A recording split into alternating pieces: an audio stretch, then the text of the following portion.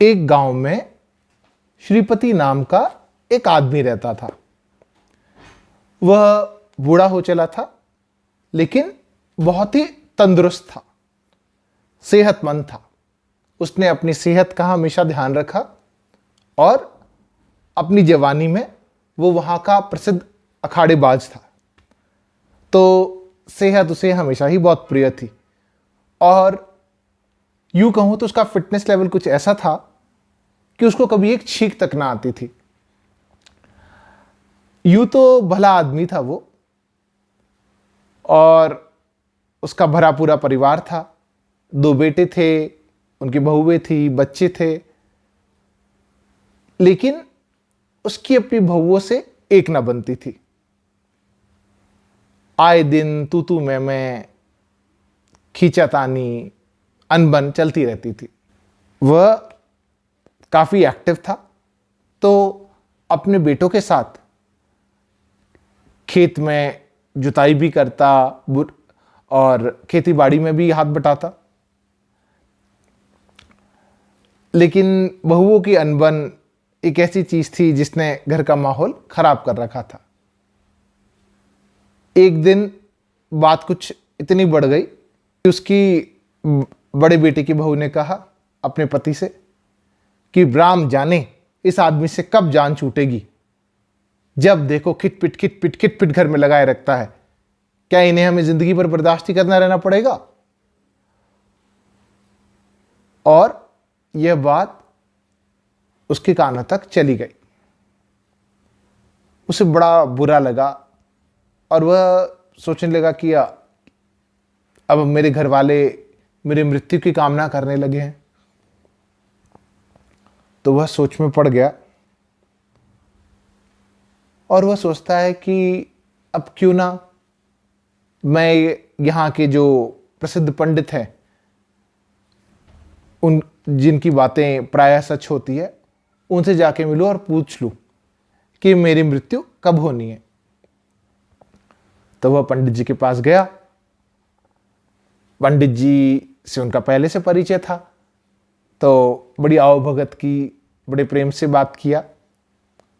और जब इन्होंने पूछा पंडित जी से कि मेरी मृत्यु कब होगी, मेरे घर वाले अब ऐसा चाहने लगे हैं, मैंने ऐसी बात सुनी, तो पंडित जी ने उन्हें समझाते हुए कहा कि किसकी मृत्यु कब होगी, कैसे होगी, कहां होगी, ये ईश्वर के अलावा कोई नहीं बता सकता। इसी के लिए व्यर्थ की बातों में आप समय व्यर्थ ना करें, बल्कि अपने आप में थोड़ा सुधार लाने की कोशिश करें। लेकिन उन्हें वो बात रास न आई। वह पंडित जी के पीछे लग गए कि आप मेरा हाथ देखिए, आप मेरी कुंडली देखिए, आप ग्रह नक्षत्रों की चाल देखिए और मुझे बताइए।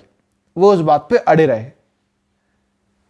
तो पंडित जी ने फिर वही किया।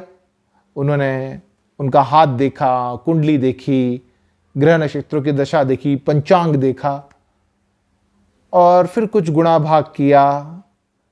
कई देर वो कुछ सोचते रहे और अंततः उन्होंने बताया कि तुम्हारी मृत्यु अब तब लिखी है जब तुम्हें 3 छींकें आ जाएगी।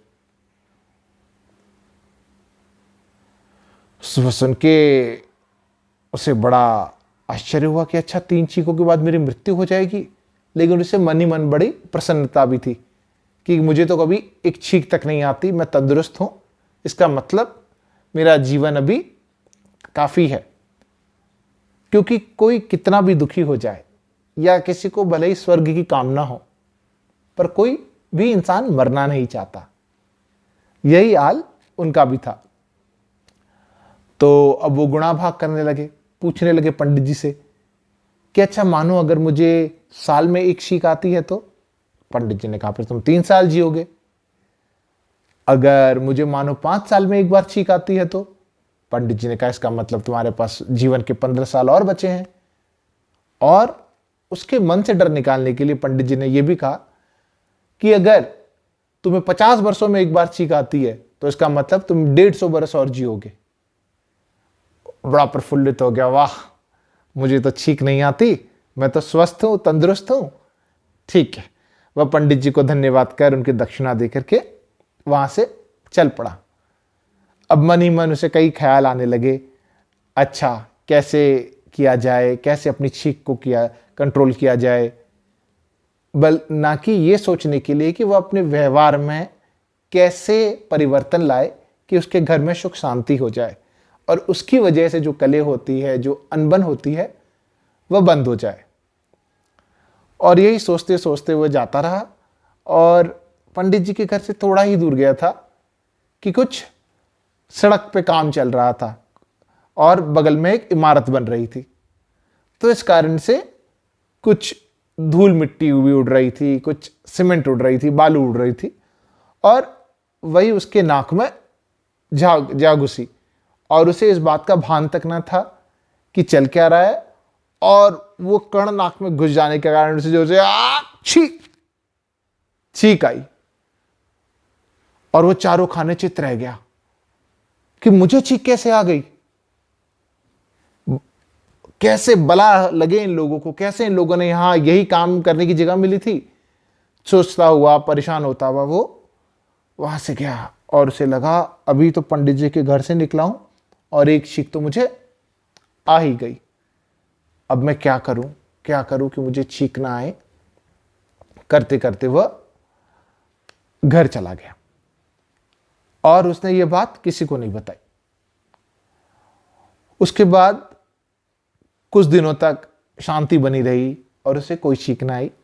वह मन ही मन प्रसन्न रहा। और जैसा कि मनुष्य का स्वभाव है कि जैसे चीजें हमें नॉर्मल लगने लगती है, वो कहते हैं कि हमारे अंदर कंप्लेसेंसी यानी थोड़ा सा आलस्य आ जाता है कि हाँ चलो ठीक चल रहा है। तो एक दिन वह खेत में अपने बेटों के साथ काम कर रहा था और खेती बाड़ी के काम में कभी कभी उठापटक होती है, जिससे कि कुछ मिट्टी उड़ती है या कुछ जो अनाज के जो छिलके होते हैं वो उड़ते हैं धूल मिट्टी में। तो वह बैठा विश्राम कर रहा था, उसके बेटे काम कर रहे थे खेत में और इसी प्रक्रिया में जब वो कण उड़ के गए और उसकी नाक में पड़े और अचानक उसे जोर से छींक आने वाली थी, लेकिन उसने पूरी कोशिश की, अपनी नाक को बंद किया, अपने मुंह को दबाया, अपनी नाक रगड़ने लगा, नाक को मलने लगा कि उसको छींक ना आ जाए। और उसको लगा बच गया मैं, नहीं आई छींक। लेकिन ये क्या, थोड़ी देर में फिर से शुरू होते होते उसे इतनी जोर छींक आई कि वो उसे कंट्रोल कर ही नहीं पाया और आछू ये आ गई उसे दूसरी छींक। अब उसके बड़ी ठंडियों के मौसम में उससे पसीने उतरने लगे